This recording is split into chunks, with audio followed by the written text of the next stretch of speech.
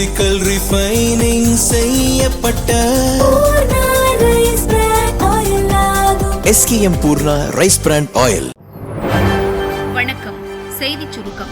திமுக மாஜிக்களின் தூக்கத்தை கெடுத்த முதல்வர் விஜய் புள்ளி விவரங்களோடு காத்திருக்கும் சம்பவம். தமிழகத்தில் நகராட்சி நிர்வாகம், வருவாய், ஊரக வளர்ச்சி, நீர்வளம், வேளாண்மை, பொதுப்பணி, நெடுஞ்சாலை, மின்சாரம், கூட்டுறவு உள்ளிட்ட 41 துறைகள் உள்ளன. இவற்றில் முக்கிய துறைகளுக்கு ஆண்டுதோறும் பட்ஜெட்டில் 20,000 முதல் 40,000 கோடி ரூபாய் வரை ஒதுக்கீடு செய்யப்படுகிறது. இந்த நிதியில் மக்களுக்கான நலத்திட்ட உதவிகள், மானியங்கள் வழங்குவது, கட்டமைப்புகளை ஏற்படுத்துவது உள்ளிட்ட பணிகள் மேற்கொள்ளப்படுகின்றன. இப்பணிகள் அனைத்தும் ஒப்பந்ததாரர்கள் மூலமாக செயல்படுத்தப்படுகிறது. இதற்காக அவர்களின் தகுதி அடிப்படையில் 1 முதல் 5 வரையிலான தரச்சான்றிதழ்களும் வழங்கப்படுகின்றன. அதன்படி லட்சங்களில் துவங்கி பல கோடி ரூபாய் வரையிலான பணிகளை ஒப்பந்ததாரர்கள் மேற்கொள்கின்றனர். திமுக ஆட்சியில் பல துறைகளில் அமைச்சர்களாக இருந்தவர்கள் தங்கள் பினாமிகளை ஒப்பந்ததாரர்களாக நியமித்து பணிகளை மேற்கொண்டனர். சில அமைச்சர்கள் குறிப்பிட்ட சிலருக்கு மட்டும் பணிகளை வழங்கி அதற்கான கமிஷனை பெற்றுக் கொண்டனர். பணிகள் தொடங்கும் முன்பே முன்பணமாக கமிஷனை பெற்று பணிகளுக்கு அனுமதி வழங்கப்பட்டது. இதற்கு துறையில் உள்ள அதிகாரிகளும் உடந்தையாக இருந்தனர். ஒவ்வொரு பணிக்கும் 20 முதல் 40% வரை கமிஷன் கைமாறியது. தாவேக அரசு பொறுப்பேற்ற பின் முக்கிய துறைகளில் நடக்கும் கமிஷன் கலாச்சாரத்திற்கு முற்றுப்புள்ளி வைக்க முதல்வர் விஜய் முடிவெடுத்துள்ளார்.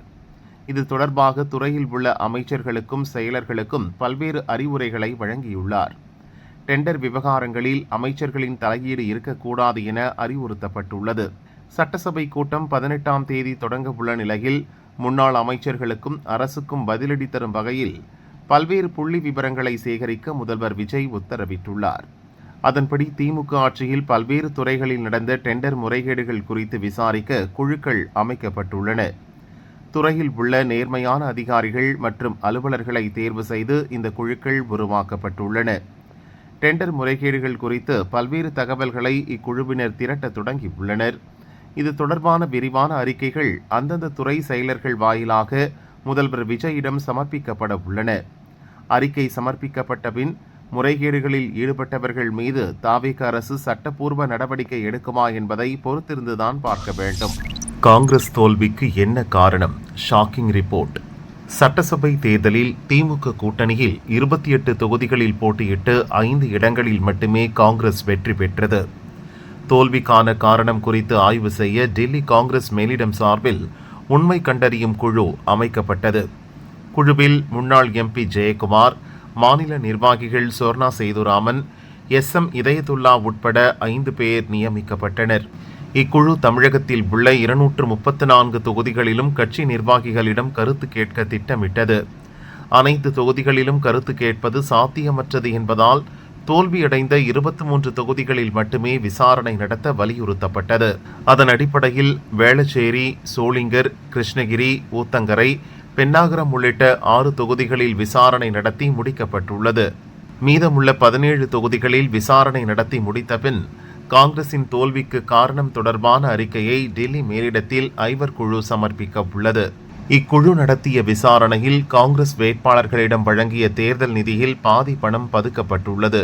தேர்தல் பணிகளுக்கு கட்சியின் மாவட்ட தலைவர்கள் மற்றும் கட்சி நிர்வாகிகளை காங்கிரஸ் வேட்பாளர்கள் அழைத்து செல்லவில்லை. ஆனால் திமுக மற்றும் VCK நிர்வாகிகளுடன் இணைந்து செயல்பட்டனர். தேர்தலுக்கு வழங்கிய பணத்தை செலவு செய்யாததோடு தேர்தல் பணியில் கட்சியினரை ஒதுக்கியதால் காங்கிரஸ் வேட்பாளர்கள் தோல்வியடைந்தனர் என்பது உள்ளிட்ட பல்வேறு கருத்துக்களை காங்கிரஸ் கட்சியினர் தெரிவித்துள்ளதாக தகவல் வெளியாகியுள்ளது. உண்மையை உணராமல் அரசை விமர்சிப்பதா? ராகுல் மீது நிர்மலா தாக்கு. உலகளாவிய நெருக்கடியிலும் நாட்டின் வளர்ச்சியை கருத்தில் கொள்ளாமல் லோக்சபா எதிர்க்கட்சித் தலைவர் ராகுல் வேண்டுமென்றே அரசின் செயல்பாடுகளை விமர்சிப்பதாக மத்திய நிதியமைச்சர் நிர்மலா சீதாராமன் குற்றம் சாட்டியுள்ளார்.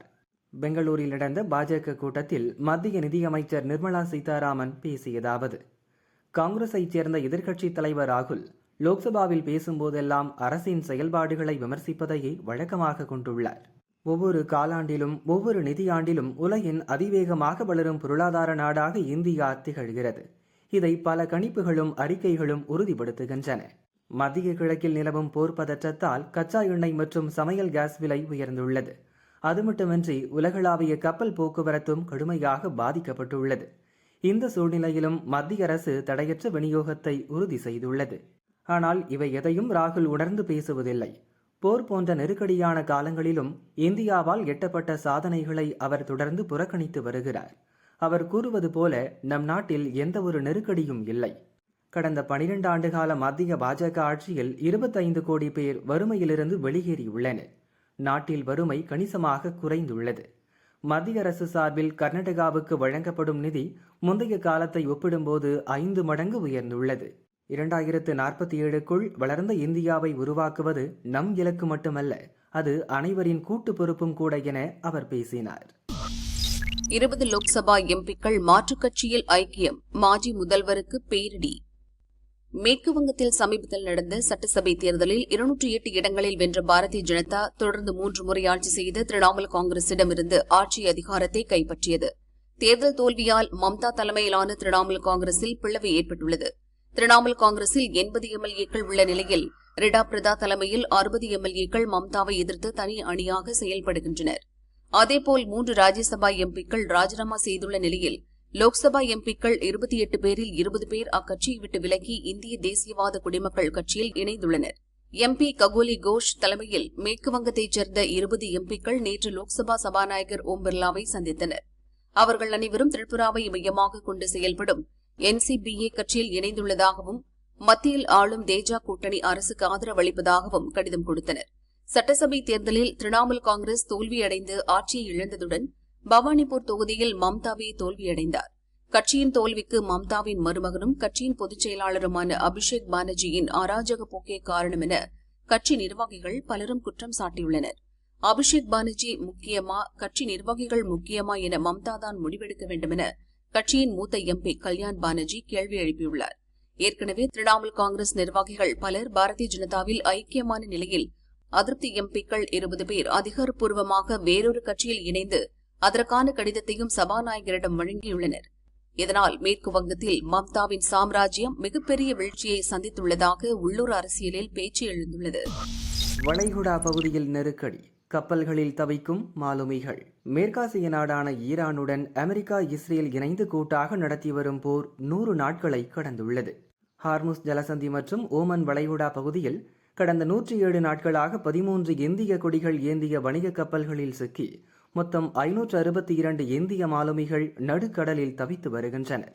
ஒட்டுமொத்த வளைகுடா பிராந்தியம் முழுவதையும் கணக்கிட்டால் 18,000 முதல் 23,000 இந்திய மாலுமிகள் இந்த பதற்றமான சூழலால் பாதிக்கப்பட்டுள்ளதாக கூறப்படுகிறது. கடந்த சில மாதங்களாக தொடர்ந்து நடத்தப்பட்டு வரும் தாக்குதல்களால் மாலுமிகளுக்கு தேவையான அத்தியாவசிய உணவுப் பொருட்கள் மற்றும் குடிநீருக்கு கூட கடும் தட்டுப்பாடு ஏற்பட்டுள்ளது. பல கப்பல்களில் தகவல் தொடர்பு சாதனங்கள் முடங்கியுள்ளதால் மாலுமிகள் இந்தியாவில் உள்ள தங்கள் குடும்பத்தினரை தொடர்பு கொள்ள முடியாமல் தவித்து வருகின்றனர். பெண் ராணுவ அதிகாரிகளுக்கு திடீர் கட்டுப்பாடு, இந்திய ராணுவம் புது ரூல்ஸ். திருத்தப்பட்ட சீருடை விதிமுறைகள் அடங்கிய ராணுவ சீருடைகள் 2026 என்ற 174 பக்க கையேட்டை இந்திய ராணுவம் அறிமுகப்படுத்தியுள்ளது. காலனித்துவ கால நடைமுறைகள், கலைச்சொற்கள் மற்றும் அவசியமற்ற அலங்கார கூறுகளை நீக்கும் வகையிலான அம்சங்கள் இதில் இடம்பெற்றுள்ளன. இராணுவத்தின் செழுமையான மரபுகள் மற்றும் தொழில்துறை தரநிலைகளை பேணும் வகையில் இந்த கொள்கை வடிவமைக்கப்பட்டுள்ளது. 8 ஆண்டுகளுக்கு முன் அறிமுகம் செய்யப்பட்ட விதிமுறைகளுக்கு மாற்றாக இது வந்துள்ளது. அதில் இடம்பெற்றுள்ள அம்சங்கள்: நம் இராணுவத்தில் உள்ள 3A எனப்படும் பிரிட்டன் இராணுவ உயரதிகாரிகள் அணியும் குளிர்கால உடைக்கு மாற்றாக பாரம்பரிய பாண்டி ஜாக்கெட் சேர்க்கப்படுகிறது. பழைய உடை 2029ஆம் ஆண்டு ஜூன் 30ஆம் தேதி முதல் பயன்பாட்டிலிருந்து முழுமையாக நீக்கப்படும். புதிய விதிமுறைப்படி இராணுவம், கடற்படை, விமானப்படை ஆகியவற்றுக்கு பொதுவான எண் முறைமை அறிமுகம் செய்யப்பட்டுள்ளது. நம் இராணுவத்தில் விழாக்கால சீருடை, பணியின் போது அணியும் உடை, உணவக சீருடை, போர்க்கால சீருடை என 4 வகையான உடைகள் புழக்கத்தில் உள்ளன. உணவக உடை எண் 5 மற்றும் 6இல் உள்ள பவுச் பெல்ட் நீக்கப்பட்டுள்ளது. விழா அணிவகுப்புகளின் போது ஆய்வு அதிகாரிகள் வாள் எடுத்துச் செல்லும் காலனித்துவ கால பழக்கம் முற்றிலும் ரத்து செய்யப்பட்டுள்ளது. ராயல் உள்ளிட்ட பல ஆங்கிலேய காலனித்துவ சொற்களும் அதிகாரப்பூர்வமாக விதிமுறைகளில் இருந்து நீக்கப்பட்டுள்ளன. பணியில் இருக்கும் வீரர்கள் பச்சை குத்திக் கொள்வதோ, காது, மூக்குகளில் ஆபரணங்கள் அணிவதும் தடை செய்யப்பட்டுள்ளது. சீக்கிய சமூக மரபுகளுக்கு ஏற்ப தாடி மற்றும் தலைப்பாகை உள்ளிட்டவற்றுக்கு தொடர்ந்து விலக்கு அளிக்கப்பட்டுள்ளது. பெண் அதிகாரிகள் கணுக்கால் அளவுக்கு பேண்ட் மற்றும் துப்பட்டாவுடன் புடவைகள் அல்லது சல்வார் அணியலாம். அதே நேரம் பொட்டு வைப்பதும் உதட்டுச்சாயம் அணிவதற்கு தடை விதிக்கப்பட்டுள்ளது என அதில் கூறப்பட்டுள்ளது. மேல்மலையனூர் அங்காளம்மன் ஊஞ்சல் உற்சவம் கோலாகலம்.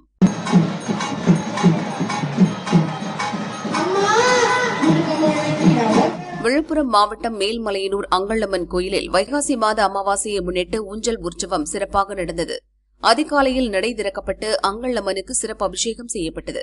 அப்போது உற்சவர் அங்காளம்மன் சமயபுரம் மாரியம்மன் அலங்காரத்தில் அருள்பாலித்தார். பின் அங்காளம்மனை பூசாரிகள் தோளில் சுமந்து ஊஞ்சல் மண்டபத்திற்கு கொண்டு வந்தனர். அங்கு தாலாட்டு பாடி மகா தீபாராதனை காண்பிக்கப்பட்டது.